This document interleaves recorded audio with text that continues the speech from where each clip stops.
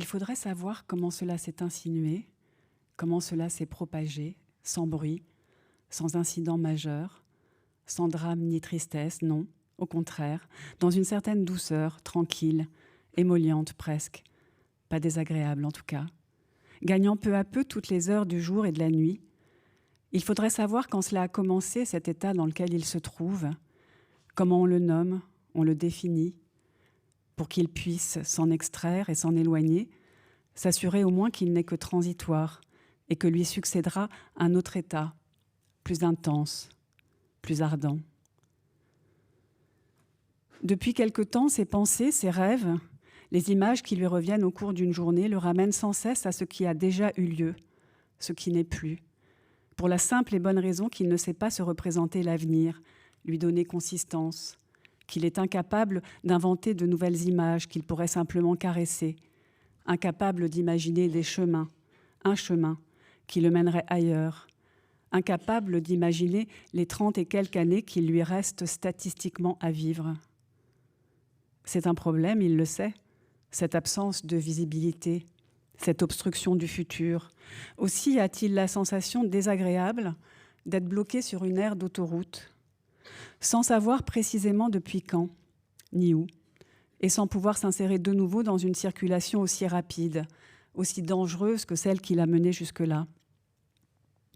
Oui, s'il y réfléchit, tout se passe comme s'il était coincé dans une station-service.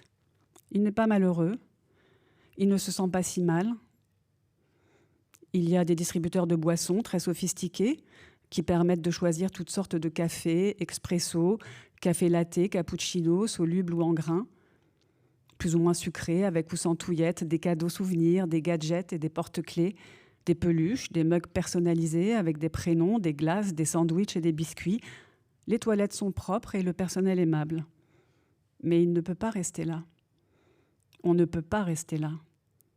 Un jour, un employé va se présenter qui le sommera de regagner son véhicule et de repartir. Ou bien, s'il invoque la panne, d'appeler son assurance et de faire venir une dépanneuse. Il aimerait que quelque chose survienne, dans sa vie se produise, quelque chose qui en infléchirait le cours, et derrière ces mots, il perçoit l'illusion expectative et son incapacité à créer lui-même du mouvement. Et il sait par expérience que ce sont plutôt les accidents, la maladie, la mort qui surgissent sans crier gare et entaillent avec cruauté le ronronnement du présent. Aussi reste-t-il sagement dans ce chimérique coin cafétéria, appuyé sur une table haute, à contempler les traces de sucre ou de liquide laissées par les gobelets des autres, petits cercles poisseux sur lesquels il est parfois tenté de passer le doigt pour en vérifier le goût. Ce matin, à peine a-t-il allumé son smartphone qu'une notification est apparue sur l'écran. Une tendance majeure a été observée dans vos données santé. Sans blague, a-t-il d'abord répondu à voix haute. Puis, par curiosité, d'une prompte et légère pression du doigt sur le petit cœur rose, il a ouvert l'application. Les indicateurs étaient à la baisse. Sa distance totale parcourue, son nombre de pas quotidiens et son nombre de calories brûlées en moyenne avaient chuté au cours des 7 derniers jours. Rien de très étonnant. Voilà ce qui s'est passé. Il a profité des vacances scolaires pour fermer sa boutique pendant une semaine. Les étudiants représentent au moins la moitié de sa clientèle et il avait besoin de repos. Il pensait partir, trouver au dernier moment un billet pour l'Italie ou la Grèce, mais à force d'hésiter, il a fini par renoncer. Le temps était clément et il a toujours aimé l'hiver. Et puis, de fil en aiguille, il n'est pas sorti de chez lui. Ce sont des choses qui arrivent, conclut-il, à voix basse cette fois. Un peu plus tard, vers 11h du matin, après avoir vaqué à diverses occupations qu'il serait bien incapable de décrire, entre ranger et errer, la frontière parfois s'estompe, il se laisse tomber sur son canapé. C'est le moment que Nathan choisit pour l'appeler et lui proposer qu'il se retrouve le soir même à la Malice, comme à peu près une fois par mois. Il est tenté de refuser, au point où il en est, pourquoi ne pas aller au bout de l'expérience de repli, mais Nathan flairerait le coup de mou et il serait capable de venir le chercher. Alors Thomas prend une douche, se change, puis claque la porte derrière lui.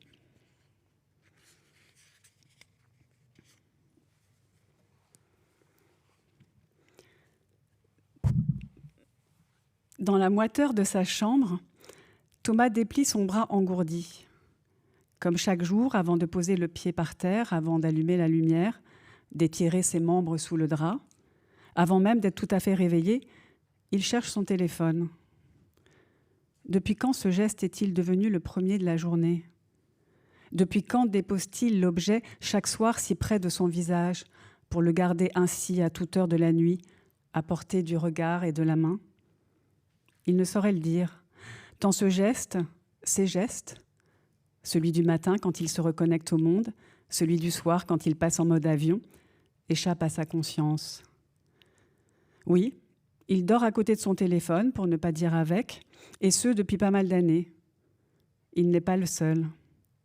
Il ne peut même pas invoquer l'usage de la fonction alarme, puisqu'il continue, pour des raisons sentimentales, à utiliser le réveil électronique Casio que sa mère lui a offert pour ses 10 ans. Sa main glisse sur la table de nuit, tâtonne, renverse la lampe. Il se redresse sur un coude, allume, élargit son champ d'exploration, au sol, sous l'oreiller, au fond du lit. Puis, il doit se résoudre à ce constat inhabituel. Son portable n'y est pas. Lui revient d'un coup, en même temps qu'une impérieuse sensation de soif, l'état d'ébriété dans lequel il est rentré chez lui. Il a vraisemblablement abandonné le téléphone ailleurs, pourquoi pas dans la salle de bain, à supposer qu'il ait réussi à se brosser les dents. À en juger par le filet de lumière qui filtre sous la porte, il peut être 9h comme midi. Il se lève, note au passage qu'il a dormi avec sa chemise, puis part à la recherche de son smartphone. Il déambule dans son appartement sans aucune stratégie, passe plusieurs fois dans chaque pièce, œil radar privilégiant les surfaces planes, repart en sens inverse. À force, il tourne en rond. Il l'a peut-être laissé dans la poche de son manteau, tout simplement. C'est là qu'il le déniche, en effet. Le nœud d'inquiétude qui s'était formé dans son plexus disparaît aussitôt. Avec 1 ou 2 comprimés de citrate de bétaïne, la journée va pouvoir commencer. Alors qu'il s'empare de l'objet, il découvre que son écran d'accueil a été modifié. La photo estivale de Martin Parr, qui l'accompagne depuis quelques années, a été remplacée par un paysage de montagne. Il fait glisser son doigt sur l'écran, 1 fois, 2 fois, sans succès, ricane intérieurement. Il doit vraiment avoir une sale gueule pour que la reconnaissance faciale ne fonctionne pas. Il positionne l'objet à hauteur des yeux, balaie de nouveau l'écran sans résultat. Comme cet ami perdu de vue depuis 20 ans qu'il a croisé il y a quelques semaines dans la rue, son téléphone ne le remet pas.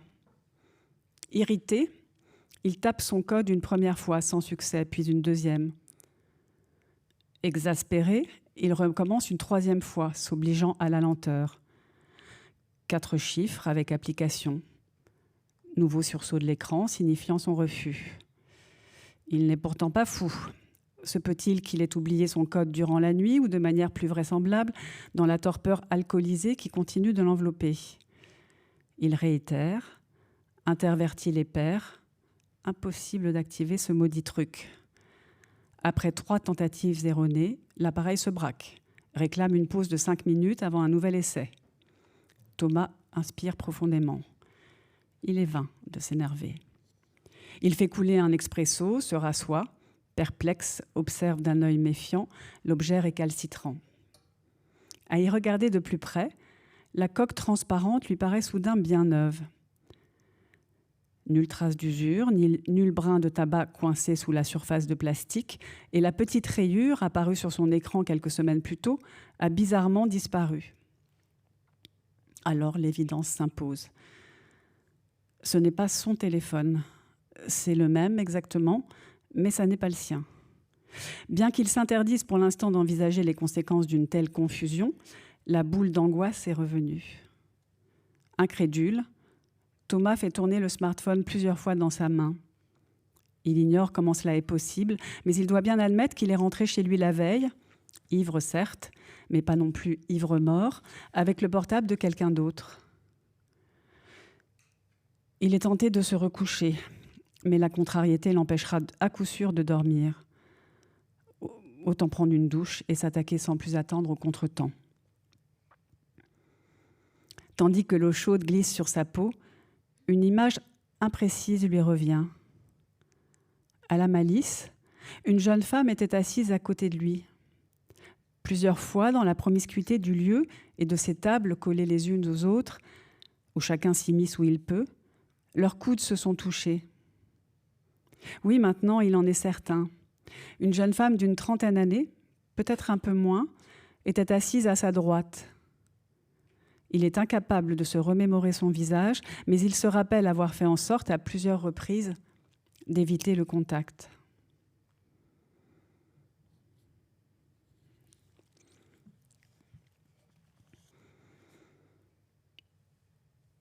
Quand il rentre d'un dîner ou d'une soirée, Thomas ne peut s'empêcher de se demander s'il a trop parlé ou pas assez. Il sait par expérience que sa conversation en société se situe rarement au bon niveau. Soit il parle trop parce qu'il est en confiance, sentiment qui suscite chez lui une sorte d'absurde euphorie, soit il se montre trop réservé parce qu'il craint d'être jugé. Dans les deux cas, il se fait remarquer. Après la mort de sa mère, son père, dont la parole avait toujours été parcimonieuse, était entré dans un mutisme total. Plus distant que jamais, il semblait avoir été amputé de la moitié de lui-même, la meilleure, celle en tout cas qui lui permettait de fonctionner socialement. Son père opposait désormais au monde une colère brutale, capable de décourager les élans les plus affectueux et la plus vive compassion.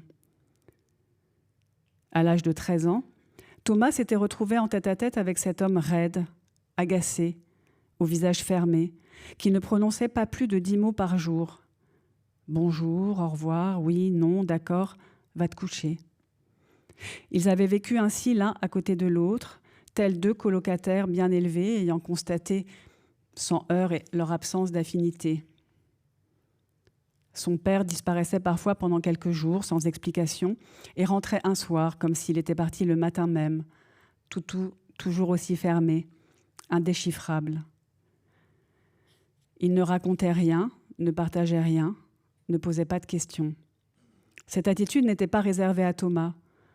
Partout, son père évoluait avec ce visage buté, hostile, et ce corps tendu sur la défensive. Thomas lui en voulait, mais ne supportait pas l'idée que les gens le critiquent ou qu'ils aient une mauvaise image de lui. En présence des autres, sans même s'en rendre compte, il avait tendance à compenser son mutisme. Un soir, plusieurs années après la mort de sa mère, le frère de celle-ci et sa femme étaient passés les voir sur la route de leurs vacances. Ce jour-là, peut-être parce qu'il s'était senti écouté ou qu'il avait bu quelques verres, peut-être parce qu'il s'était laissé entraîner par l'enthousiasme de ses 17 ans ou par quelques pulsions vitales qui se révéleraient salutaires, Thomas s'était montré volubile. Il avait ri et parlé avec son oncle, raconté des anecdotes. Il avait fait le malin. Le lendemain, son père lui avait laissé sur la table de la cuisine un message rageur et accusateur, griffonné sur un bout de papier, lui reprochant d'avoir monopolisé l'attention et d'être un fils déloyal. Déloyal, c'est ce mot qu'il avait renversé, de la part d'un homme à côté duquel il avait vécu sur la pointe des pieds, dont il avait toujours pris la défense, dont il avait accepté le silence sans jamais s'en plaindre, déjouant les questions des assistantes sociales et des psychologues scolaires, rassurant les unes et les autres sur la stabilité de sa situation familiale. Quand il se sentait parfois si seul, si désespérément seul, et rentrant chaque soir avec la peur que son père soit parti pour toujours, ou qu'il soit mort. Le sentiment d'injustice lui avait littéralement coupé le souffle. Pendant quelques heures, il avait imaginé différents scénarios de fugue, d'affrontement ou de protestation.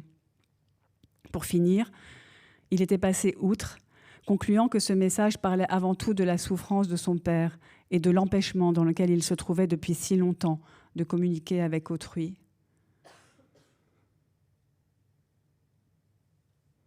Pourtant, cette idée qu'il risquait d'occuper trop de place, une menace diffuse, tapie sous le manteau de sa timidité, s'était insinuée en lui et ne l'avait plus jamais quitté. En vertu d'une sorte de principe de précaution, elle avait fait de lui un ami dont les confidences étaient rares et un convive plutôt taiseux.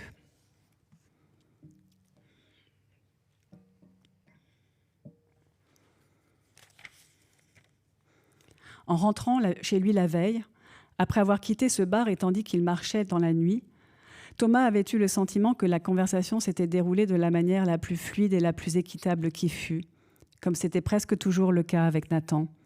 Sans doute celui de ses amis avec lequel il lui semblait être au plus près de lui-même, débarrassé de cette peur obsessionnelle d'être jugé. Ils avaient passé une très bonne soirée, dont le souvenir serait parfait s'il ne lui fallait maintenant élucider comment son portable pouvait avoir été échangé à son insu contre un modèle plus récent, ce qui exclut a priori un acte malveillant fomenté à des fins mercantiles, et pour cela, sans doute, mener une enquête cohérente et méthodique.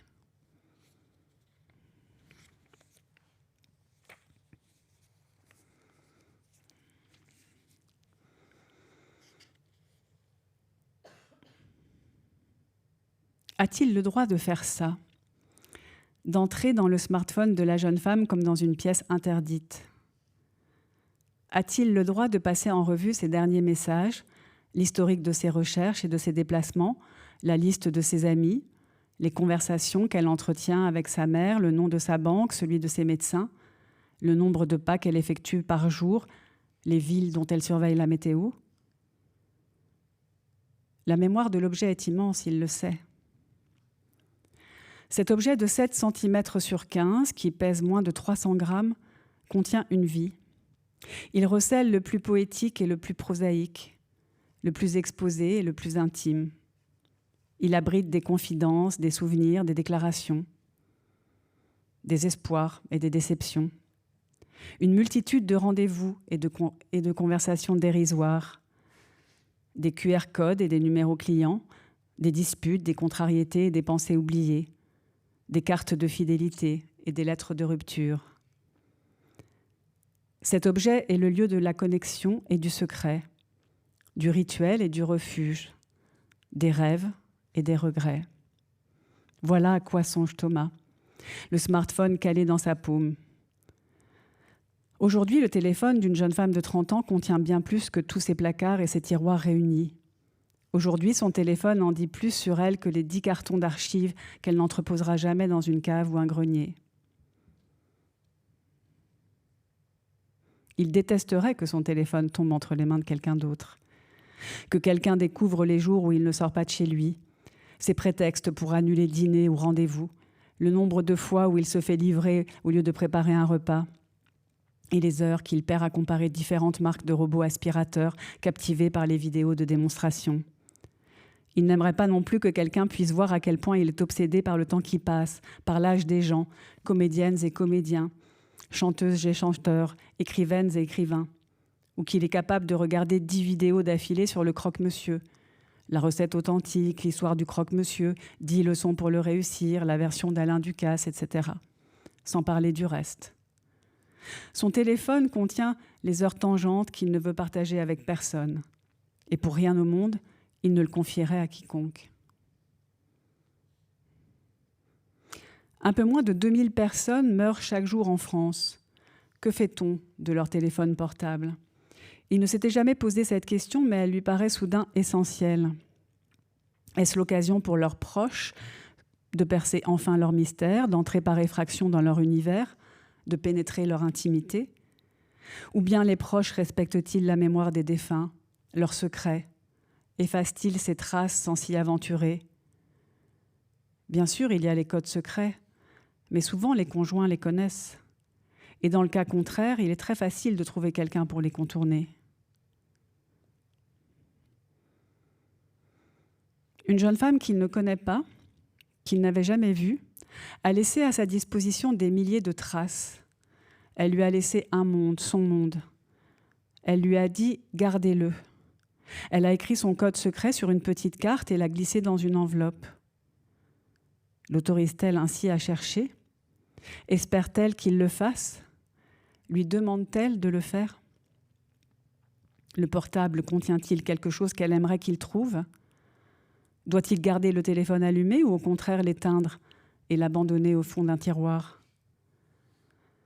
Peut-être lui a-t-elle seulement confié l'objet afin qu'il en prenne soin et reviendra-t-elle le chercher un jour comme si abandonner son téléphone au premier venu était la chose la plus naturelle du monde ? Soudain, il a besoin de connaître son nom. Il lui suffit d'aller dans les réglages pour le trouver. L'inconnu s'appelle Romane Monnier et la nommer la rend plus proche, plus familière. Thomas balaie la vitre plusieurs fois pour avoir une vue d'ensemble des applications présentes. Plusieurs dizaines de logos sur fond de montagnes enneigées. Le choix des applications, leur organisation raconte déjà quelque chose qu'il pourrait tenter de déchiffrer. Mais par réflexe, il a déjà ouvert l'application Messages où il retrouve facilement l'historique du rendez-vous du samedi soir. Apparemment, Romane Monnier et l'homme du bar ont été en contact préalable sur un site avant d'échanger leurs numéros et de poursuivre leur conversation par SMS. C'est elle qui a choisi le lieu. Les textos sont assez factuels. Au lendemain de la soirée, le type a essayé de reprendre contact avec elle. Message évidemment resté sans réponse. Au moins, elle se sera épargnée sa médiocrité. Il a fini par l'insulter. Thomas écoute ensuite les 2 derniers messages vocaux laissés par la mère de Romane, inquiète de ne pas avoir de nouvelles de sa fille. Puis, il enchaîne sur 2 autres, un peu moins récents. Le premier, d'une certaine Chloé, date de 4 jours. Elle s'excuse de ne pas avoir pu rappeler avant. Le deuxième, daté de la semaine précédente, émane du chargé de gestion locative de l'agence Ceintury 21, qui demande à Romane Monnier de le rappeler dès que possible. Les autres messages conservés dans le téléphone sont plus anciens. Sa mère souhaite savoir si elle préfère le hachis parmentier ou les lasagnes de bœuf. La même Chloé lui reproche son silence prolongé et un certain Grégory lui demande si elle veut bien échanger ses horaires avec les siens.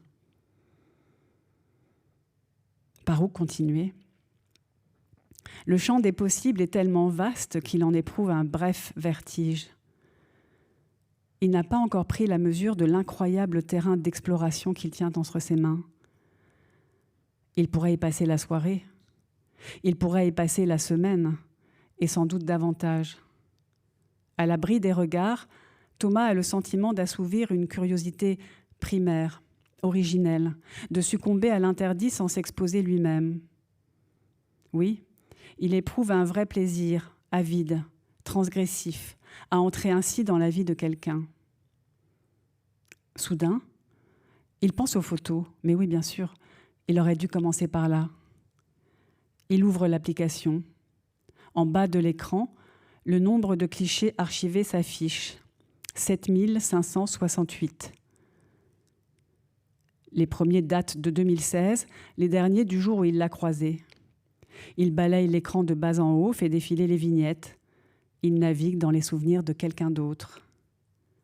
La galerie offre une vue d'ensemble sur quelques années d'une vie qui n'est pas la sienne. Et cette vie semble maintenant entre ses mains. Au milieu de ces visages inconnus, instantanés de groupes, de familles, de réunions amicales ou professionnelles, il n'est pas très difficile de repérer celui de Romane Monnier. C'est bien la jeune femme qu'il a aperçue samedi soir.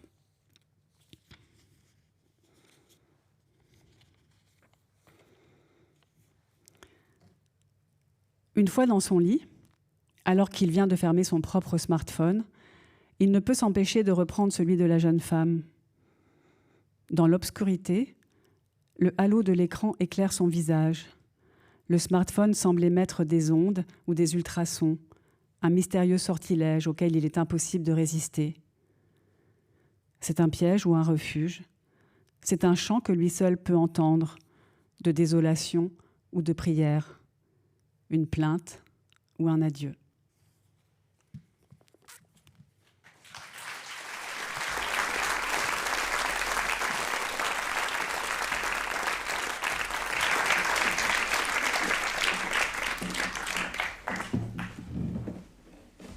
Bonsoir à toutes et à tous. Un grand merci Delphine de Vigan pour cette lecture d'un extrait du début du livre « Je suis Romane Monnier », publié aux éditions Gallimard. Alors, de tout temps, les humains ont les mots pour dire des vérités ou des mensonges. Ils ont des silences. Par sobriété, langueur ou peut-être par dissimulation, ils ont les liens humains qui se nouent ou se délitent selon ce qu'en décident les êtres et le destin. Et puis depuis quelques années, il y a les téléphones portables. C'est dans ces arcanes que vous nous plongez à travers le personnage que vous venez de raconter, Thomas, qui va se retrouver avec cet objet qui est devenu si familier et qui pourtant demeure si mystérieux et si étrange, puisqu'il est porteur, vous le dites dans ce texte, de nos vies, semble-t-il. Mais est-il vraiment porteur de nos vies? Quelles sont les vraies traces que nous laissons? C'est vraiment la question que je me suis posée en vous lisant, Delphine, parce qu'effectivement, dans nos portables, il y a les photos, il y a nos histoires, il y a notre poids, le nombre de pas que nous faisons dans la journée. Mais au final, qu'est-ce qu'on apprend vraiment d'un être humain? Est-ce que c'était ça, le point de départ de votre livre, Delphine? Bonsoir déjà. Oui, et un peu plus que ça, dans le sens où ce qui m'intéressait peut-être avant tout, c'était vraiment cette question de la trace. Plus que la question de savoir si notre vie est réellement contenue dans notre téléphone, en partie oui bien sûr, et je pense que ça dépend aussi des générations, mais en tout cas je me disais, je faisais vraiment ce constat que cette multitude, cette foultitude incroyable de traces que contient le téléphone finalement me semblait beaucoup plus volatile que ce que peut-être on imagine, parce qu'on a le sentiment bien sûr en utilisant ces outils du numérique de laisser des traces partout, et de fait c'est le cas, mais peut-être que cette multiplicité au fond, en tout cas c'était une des questions qui présidait à l'écriture du roman, peut-être que cette voilà, multiplicité engloutit l'essentiel. Alors évidemment, ça c'est la trame, la quête à travers ce téléphone portable. À l'intérieur de cette trame, il y a des histoires d'hommes et de femmes. Il y a l'histoire de Thomas, qui est un père célibataire. Il y a l'histoire de Romane Monnier, que l'on va découvrir de façon impressionniste à travers des éléments qu'il va aller fouiller dans son portable et des choses que l'autrice nous donne à découvrir. Et puis, il y a toute une pléiade de personnages autour d'eux. Et finalement, les thématiques qui ressortent au-delà des traces, c'est aussi l'histoire des familles, des mères défaillantes. Alors, ça serait un jugement assez facile, mais des mères absentes, disparues, soit parce qu'elles sont mortes, soit parce qu'elles sont parties. On retrouve tout ce qui fait finalement ce qui nous constitue en tant qu'être humain. Comment grandissons-nous? Comment nous accommodons-nous de nos parents et du chemin qui nous est donné à parcourir dans la vie? C'est bien ça? Oui, bah c'est sans doute tout ça, tout ce que vous venez d'évoquer, ça fait partie sans aucun doute des thèmes, des motifs, j'appelle ça un peu des serpents de mer qui reviennent régulièrement dans mon travail. Certains de manière très consciente, où je sais bien que je tourne autour de certains thèmes et que j'ai même un certain, une vraie préoccupation à les travailler de manière différente, à travers des formes différentes, etc. Et d'autres de manière plus inconsciente qui me rattrapent.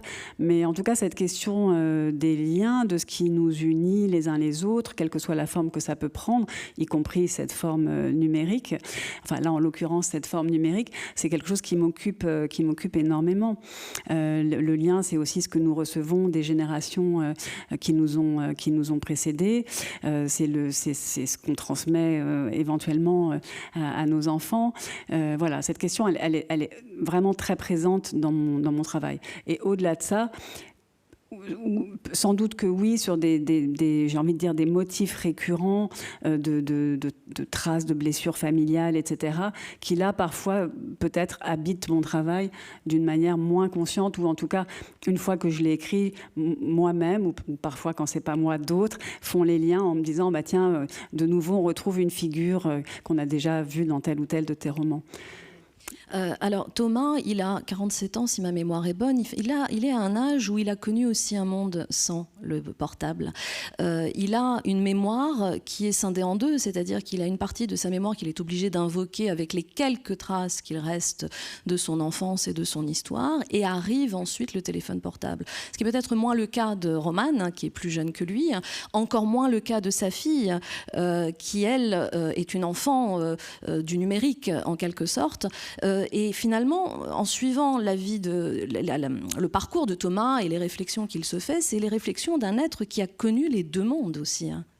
Oui, oui, bien sûr, c'est ce qui m'intéressait dans ce personnage et cet âge presque un peu charnière, c'est-à-dire que c'est quelqu'un qui a eu à vider l'appartement de son père quand son père est mort, donc à se poser la question de savoir ce qu'il garde, ce qu'il va conserver, ce qu'il va jeter. C'est quelqu'un qui a gardé trace d'un amour passé qu'on découvre dans le roman, d'un premier grand amour, on va dire, qui a compté beaucoup pour lui, dont il a gardé des souvenirs dans une boîte à chaussures.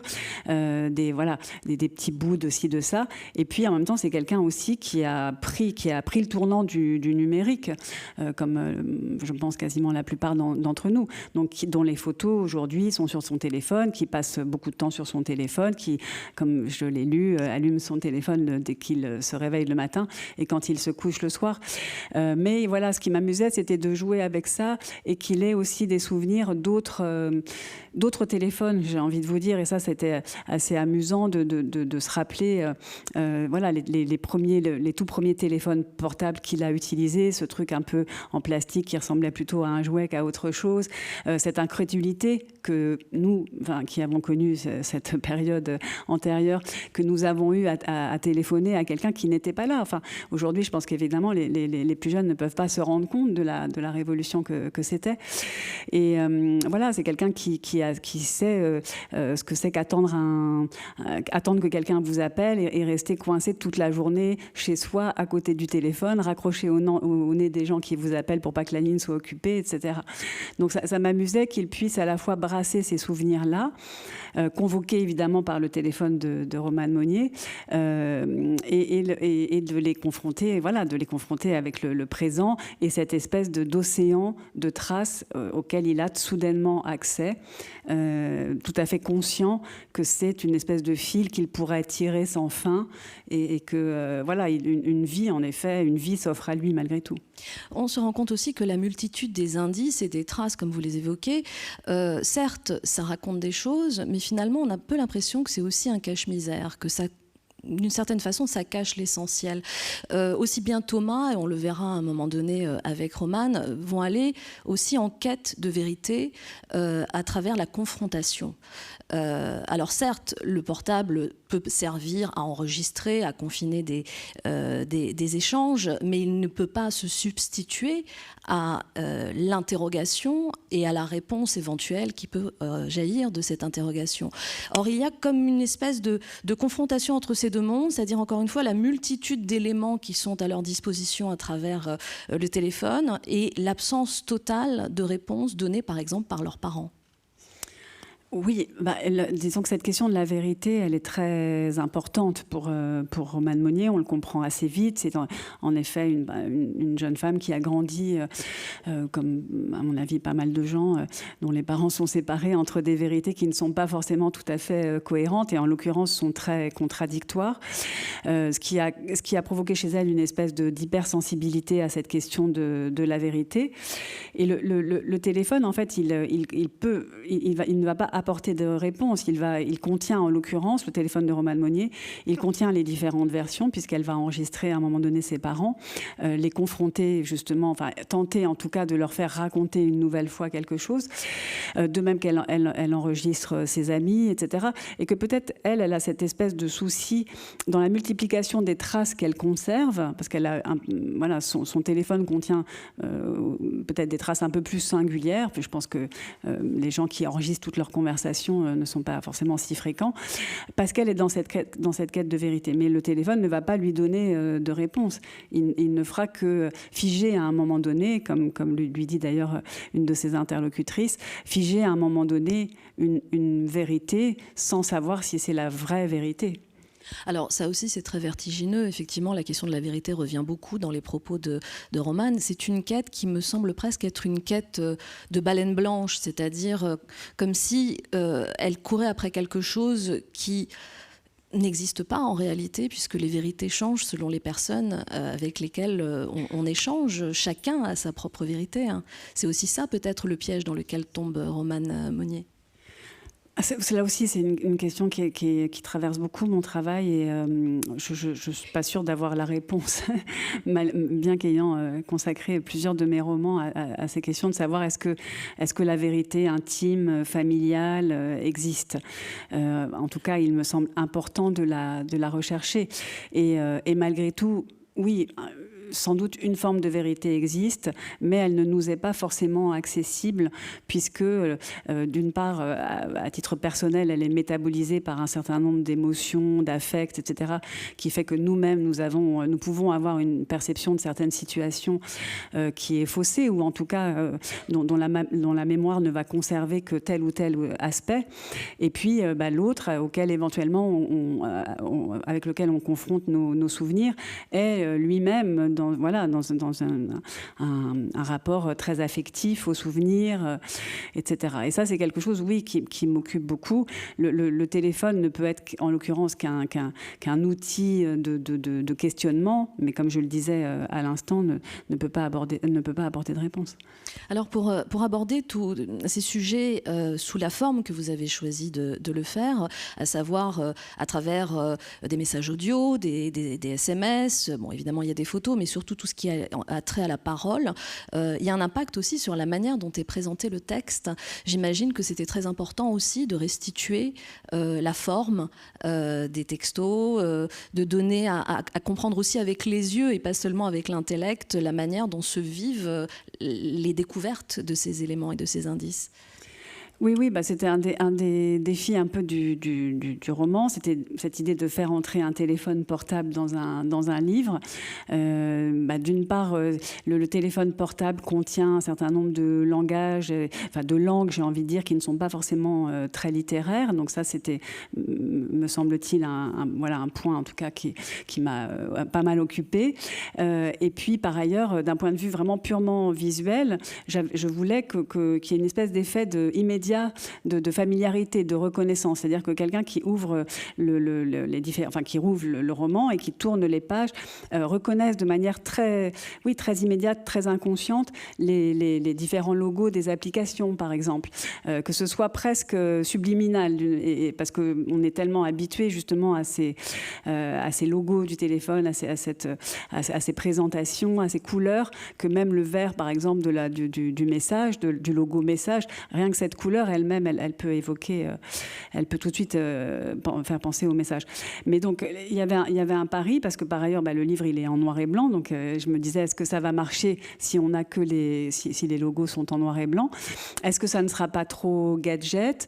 Donc voilà, j'ai travaillé avec la maquette chez Gallimard pour trouver une espèce de voie un peu médiane entre, faire entrer le téléphone, c'est-à-dire rendre compte malgré tout visuellement de quelque chose qui ressemble au téléphone, une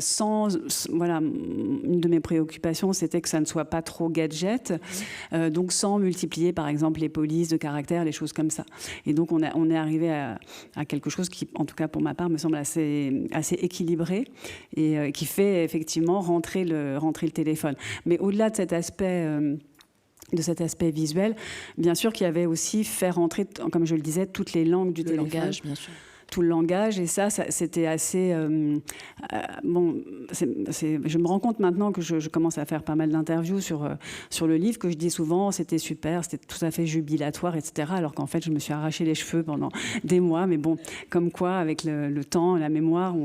mais bon, malgré tout, il y avait un vrai, je pense, un plaisir, en tout cas une recherche dans l'idée de faire exister à la fois le langage écrit des SMS, celui des mails qui n'est pas tout à fait le même, celui bien sûr des fragments intimes auxquels il va avoir accès à un moment donné, qui sont plus littéraires, faire exister le langage oral aussi à travers les messages vocaux, les WhatsApp vocaux par exemple, qu'on utilise, enfin personnellement je les utilise aussi, mais qu'utilisent beaucoup les jeunes générations, le dictaphone, donc ce qu'elle enregistre, tout ça, ça correspond à des langues différentes et à des registres de langues différentes, et ça m'intéressait beaucoup d'essayer de les faire vivre, de faire vivre l'oralité, là aussi sans être trop dans quelque chose de mimétique ou de trop de vouloir être dans un effet de réel trop appuyé ou qui aurait appauvri le texte. Là aussi, de trouver le juste équilibre pour que ça soit vivant, pour que ça évoque quelque chose sans être artificiel. Est-ce que je pourrais peut-être ajouter un autre élément, puisque vous avez dit il y a le côté visuel, il y a le langage, et puis il y a peut-être aussi ce qu'on dit sous une forme qu'on ne dit pas sous une autre forme. C'est-à-dire qu'il y a des choses qui sont dites par SMS, qu'on ne dit pas sur un message vocal. Il y a des choses que l'on dit dans une conversation, que l'on ne dit sous aucune autre manière, ou d'autres choses que l'on dit par écrit. Et donc, l'intérieur du propos des personnages est aussi affecté par le médium qu'ils emploient pour s'exprimer, non ? Oui, bien sûr, c'est très juste. On ne dit pas la même chose selon tous ces canaux. J'espère avoir été... que voilà, juste, en tout cas, que tout ça sonne, j'ai envie de dire, plus que semble, que ça sonne juste, qu'on se dise, oui, là, en effet, on parle comme ça, oui, on peut écrire comme ça, de même que quand elle s'adresse à ses parents, quand elle s'adresse à sa psy, elle ne s'adresse pas de la même manière, donc voilà, j'ai travaillé là-dessus, que ça soit, qu'on y croit.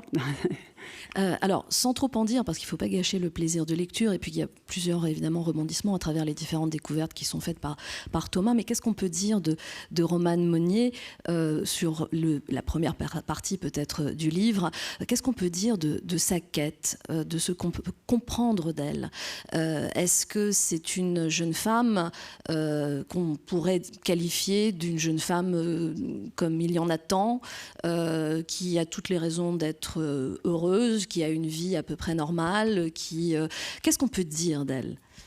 Finalement, alors bon, surtout c'est compliqué sans trop en dire, de dire sans trop en dire. Non, je dirais que c'est... D'ailleurs, oui, finalement, bon, bref, c'est une jeune femme de son époque, peut-être, c'est ça qui la caractérise, en tout cas si on ne rentre pas trop dans son intimité. C'est une jeune femme, par exemple, qui a une utilisation tout à fait classique de son téléphone portable, ce qui fait que son téléphone contient quand même des choses très intimes, qui utilise différentes applications dont personnellement j'ignorais l'existence, mais qui ont trait à son corps, par exemple. Qu'est-ce qu'on peut dire d'autre? Que c'est une jeune femme qui, je dirais, dont la préoccupation intime que j'évoquais à l'instant, c'est-à-dire cette espèce de questionnement autour de la vérité. Est-ce que la vérité est accessible? Comment accéder à une forme de vérité? Donc qui lui vient, on le comprend assez vite, de cette faille familiale, si je puis dire. Que cette préoccupation rencontre une préoccupation de l'époque. Et voilà, j'ai essayé de faire en sorte, là aussi, sans en dire trop, et c'est ce qu'on retrouve éventuellement dans les échanges avec ses amis, que ces préoccupations soient celles d'une jeune femme qui passe un temps important par jour sur son téléphone, c'est-à-dire qui reçoit par exemple un flot absolument continu d'informations, d'images, des plus joyeuses aux plus atroces, tout ça comme ça sans que ça s'arrête, à la fois un flot absolument continu sans fin et sans hiérarchie, sans tri, sans transition. Et ça, il me semble que c'est quelque chose d'assez important pour ceux qui utilisent en tout cas le téléphone pour s'informer. Je pense que ça a complètement modifié quelque part quelque chose de notre cerveau. Donc j'avais envie de raconter ça parce que peut-être justement appartenir à cette génération, c'est connaître essentiellement ce type, enfin, pour la plupart en tout cas ce type d'information.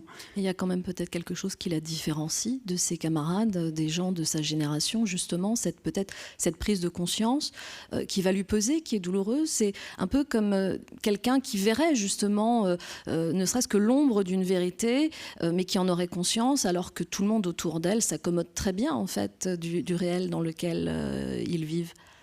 Je suis pas sûre, je crois pas. Je pense qu'elle, simplement, justement, le fait d'avoir accès à son téléphone nous donne accès à un peu plus, davantage à ses questions, à ses peurs, à ses angoisses, voilà. Là où peut-être qu'on se contente quand on parle avec des gens plus jeunes que nous, on va dire, on se contente de la surface. Non, moi je crois pas du tout que elle soit plus lucide. Je pense que simplement, elle est dans un moment voilà, où ça devient très urgent pour elle, où il y a quelque chose qui la submerge, ou quelque chose qui rend, en tout cas, cette lucidité, cette manière d'être au monde, cette espèce de porosité qui est la sienne, insupportable. Mais je ne suis pas sûre qu'elle soit si différente de ceux des amis qui l'entourent. Et d'ailleurs, quand on entend un peu leur conversation, ils s'interrogent aussi beaucoup quand même sur le monde qui les entoure. Comment est né le personnage de Thomas? Je le disais, c'est un père célibataire, ça fait partie de sa quête. Il va finir par comprendre pourquoi peut-être il a entre ses mains ce téléphone portable, mais qui est-il au moment où on le rencontre, Thomas, et comment est-il né ce personnage dans votre esprit?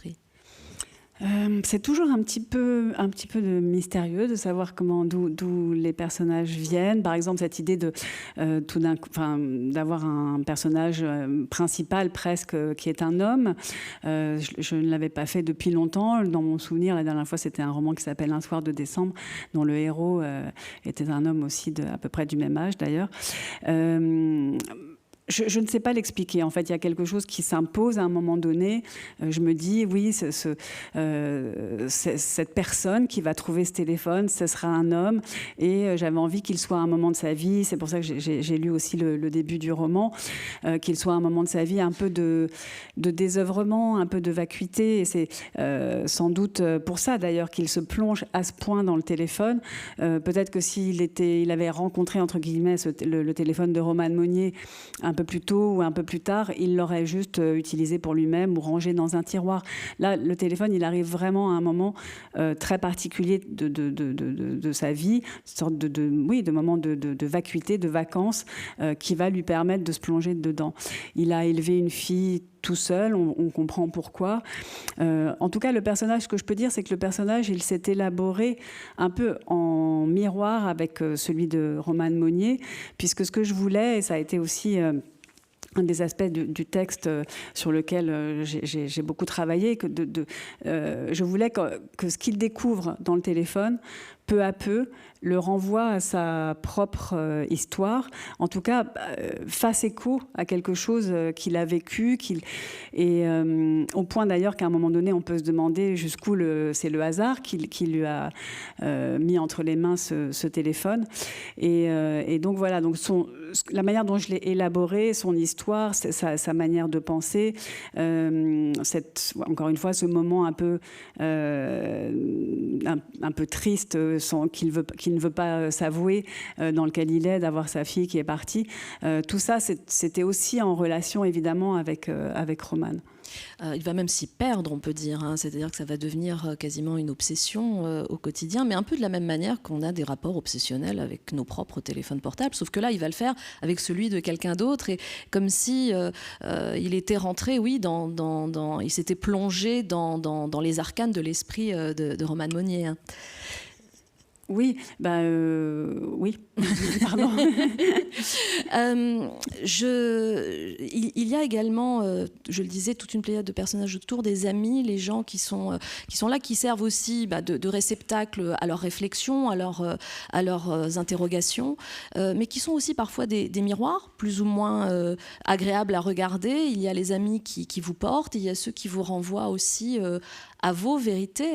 Je pense notamment à une amie de Roman Monnier, qui est une amie de longue date, et on voit à un moment donné une confrontation, peut-être sans en dire plus, mais où on sent bien qu'à travers les autres, même ceux qui sont en quête de vérité ne sont pas toujours prêts à les accepter, à les recevoir. Donc Roman, elle est dans une quête de vérité, mais est-ce qu'elle est vraiment prête à la découvrir, cette vérité ? Oui, je crois, mais encore une fois, c'est chercher cette vérité dans les relations qu'elle a avec les autres. C'est sans cesse être renvoyé au fait que chacun a sa vérité, en tout cas que on a, mais c'est d'une grande banalité de le dire, qu'on a chacun une perception des choses qui nous aide à construire notre propre histoire, qui nous aide parfois d'ailleurs à tenir debout, et que dans nos relations avec les autres, on passe probablement un peu notre temps à en faire d'une certaine manière le récit. En l'occurrence, sans en dire trop, là aussi, vous faites allusion donc à son amie d'enfance. Elles ont traversé toutes ces années avec à la fois des récits communs et des récits singuliers. Et là, au moment où elles ont dû se séparer, géographiquement, elles ne sont plus au même endroit, etc., quelque chose parfois se heurte sur leur manière de se raconter leur histoire commune. Mais c'est quelque chose qu'on vit tout le temps. Je pense qu'on vit tous les jours, de se rappeler un souvenir avec un ami ou quelqu'un de sa famille et de se dire la voiture était bleue, non, elle était rouge. Et bon, il y a une vérité. C'est là, je reviens à votre question précédente. Oui, il y a une vérité. Elle était bleue ou rouge. Mais toujours est-il que chacun a sa perception et que chacun croit à sa vérité. Et là, c'est en effet un des aspects auxquels elle revient sans cesse, elle se confronte sans cesse.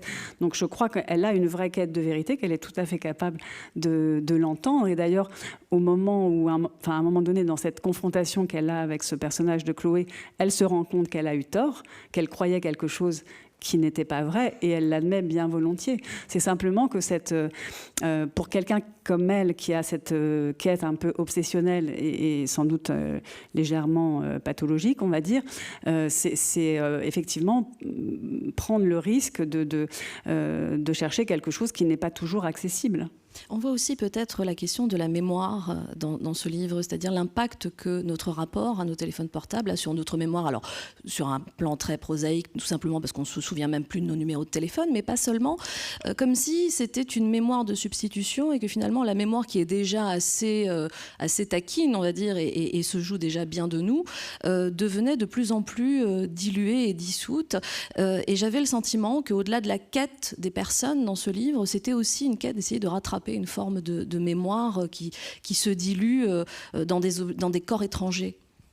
Mais je crois surtout que le téléphone, il fait concurrence à notre propre mémoire. Et quand je parlais des récits qu'on se fabrique soi-même, j'ai parfois un peu le sentiment, c'est vraiment une hypothèse, que le téléphone produit son propre récit.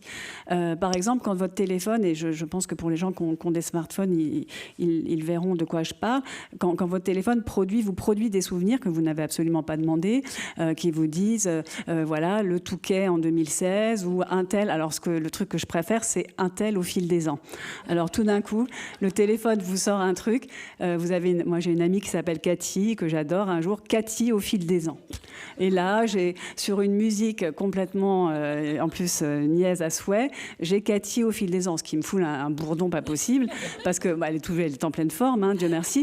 Mais bon, je vois bien quand même qu'on a pris un coup de pelle et tout ça. Donc je me dis, bon... Ça fait un peu une mémoriam quand même. Mais donc il y a ça, le téléphone vous impose des souvenirs auxquels que vous n'aviez pas spécialement souhaité. Moi, alors en plus, pour la petite histoire, dans mon téléphone, je m'appelle Chelou. Parce qu'un jour, au début où l'intelligence artificielle est apparue dans nos téléphones, il fallait nommer les gens. Et puis un jour, par bêtise, je me suis appelée moi-même Chelou. Donc maintenant, il me met Chelou au fil des ans. Chelou en 2000... bon. Il va falloir que je trouve un moyen de changer ça, parce que...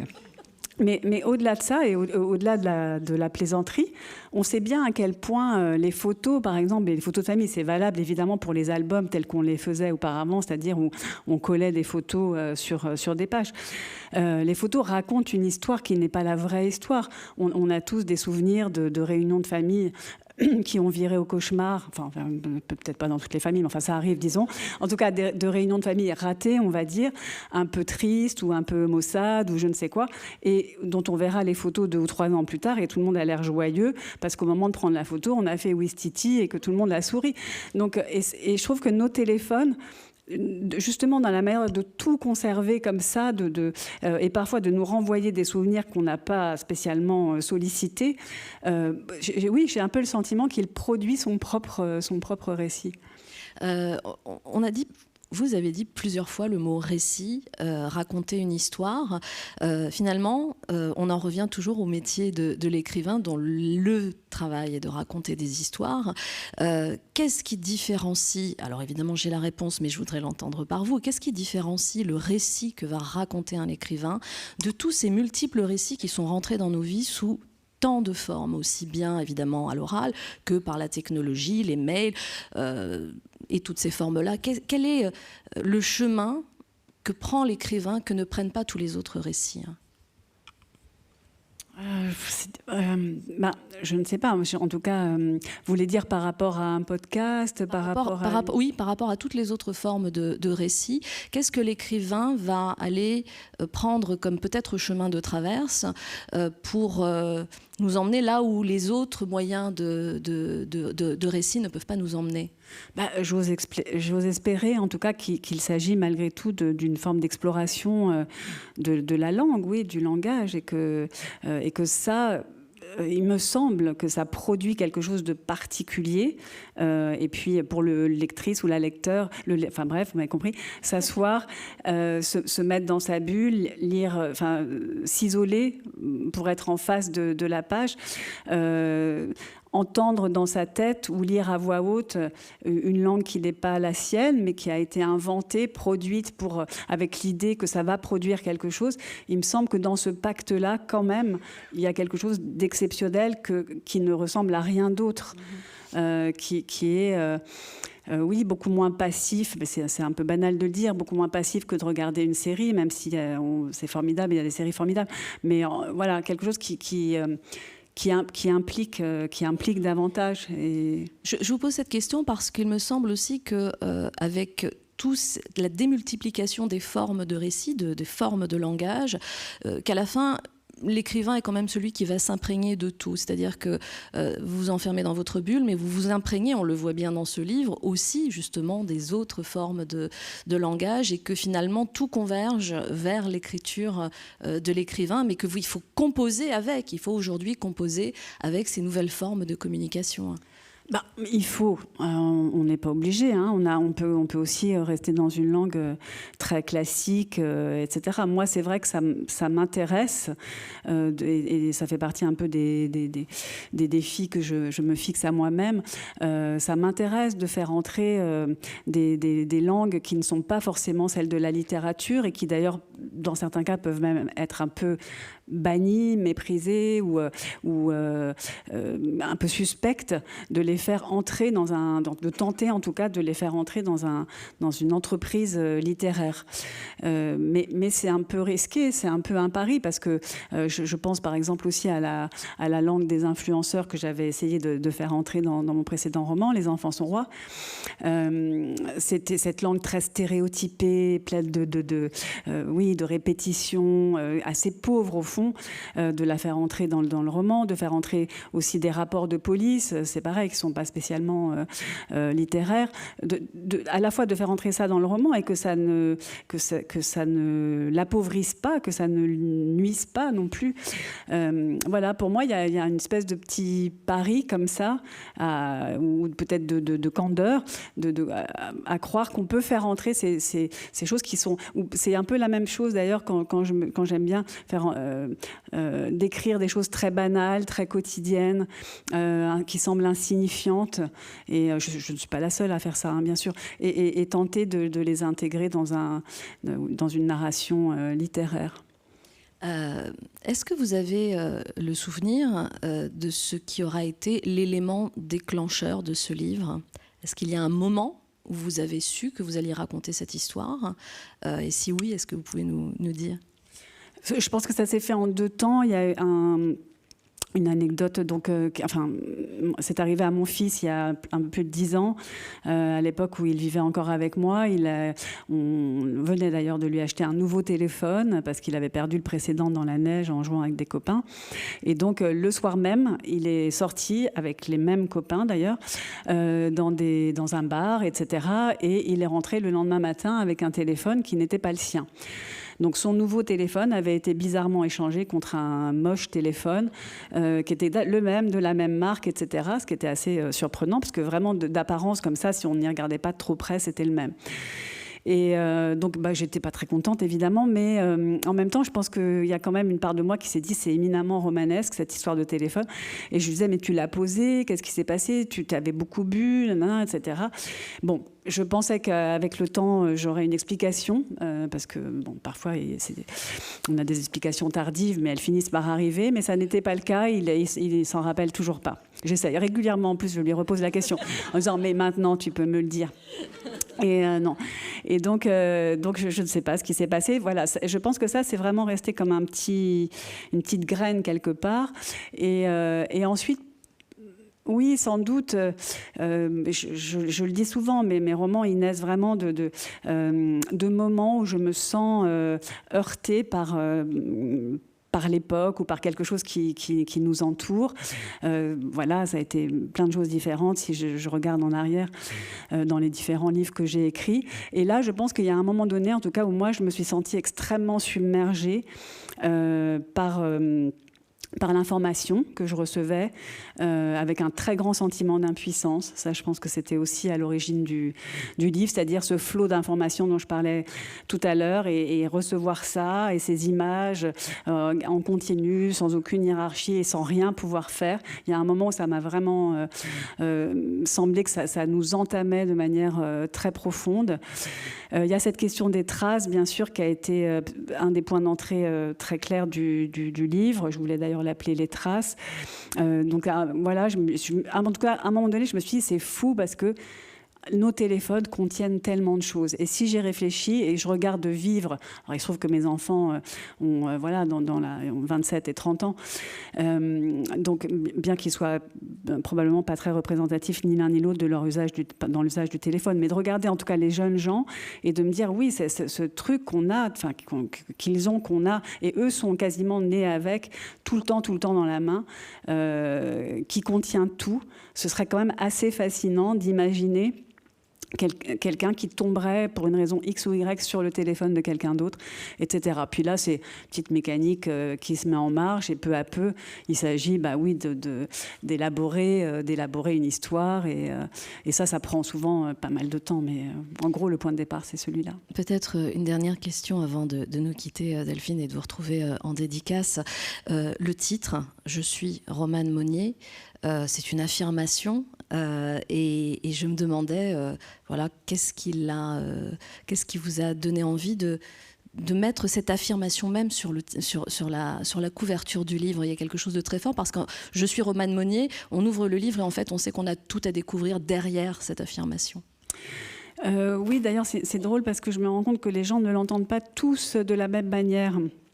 Et par exemple, on m'a dit, et ça je m'en étais pas rendu compte au moment où on a choisi ce titre, que c'était aussi « je suis » du verbe « suivre », qui avait le double sens. Non, comme je disais, j'avais pensé à un moment donné appeler le roman « Les Traces », mais le titre avait déjà été utilisé, donc j'ai cherché un autre titre.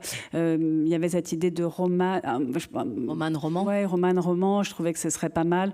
Donc j'étais presque arrêtée là-dessus quand mon compagnon a lu le manuscrit, donc c'était assez peu de temps avant qu'il soit mis en fabrication. Et il se trouve que cette phrase, sans en dire trop, figure dans le livre. Et donc, lui m'a dit, mais pourquoi pas, je suis Romane Monnier. Et là, oui, il y avait un truc justement d'affirmation, c'est vrai, d'assez volontaire. Et je me suis dit, oui, c'est vrai que c'est à la fois, ça affirme quelque chose, ça affirme une identité, et à la fois, ça garde pas mal de mystère. Et donc, j'en ai parlé un peu autour de moi, et ça a plutôt fait l'unanimité. La dernière fois que nous nous sommes vus, c'était sur la scène de la Maison de la Poésie, Delphine de Vigan, pour Les Enfants sont rois. Vous nous aviez manqué. Le livre est absolument bouleversant. lisez-le vraiment, c'est bouleversant, c'est magnifique. Je suis Romane Monnier, c'est aux éditions Gallimard. Un immense merci pour cet échange et pour cette lecture. On vous retrouve en dédicace dans le foyer.